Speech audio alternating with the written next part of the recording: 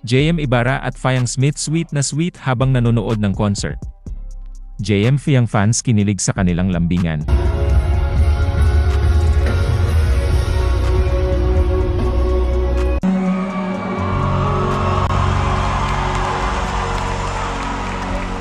Pero bago ang lahat, kung ikaw ay bago sa aking channel, huwag kalimutan na mag-subscribe at i-click ang notification bell for more trending news.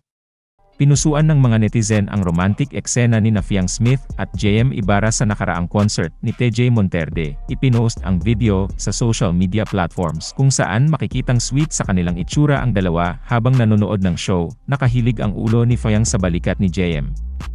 Nakaangkla rin ang kamay ni Fiang sa braso ng ka-love team, habang masuyo niya itong tinatapik-tapik.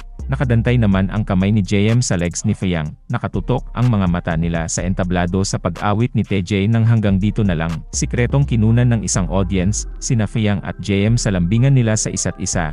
Kaya naman malayang na-capture ng netizen ang romansa ng dalawa.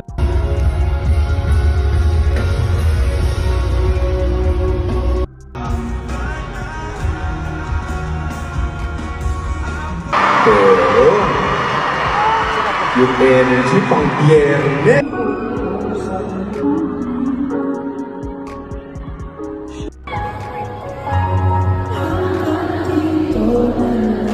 Grabe naman ang kilig ng kanilang fans.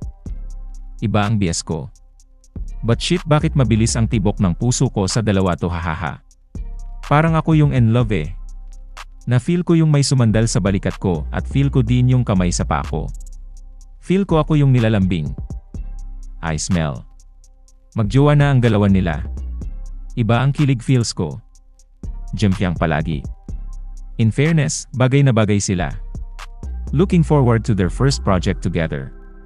Sana magkaroon sila ng movie. I really love JM Fiang, they're more best couple ever. Enjoy your free time, lovebirds. Bagay, super guwapo and maganda, perfect combination. MY Happy Pill JM Fiang, both blooming, nangangamoy in love. #JM Fiang, ngiting in love ang JM Fiang, ang aga ng Valentine's nyo ah.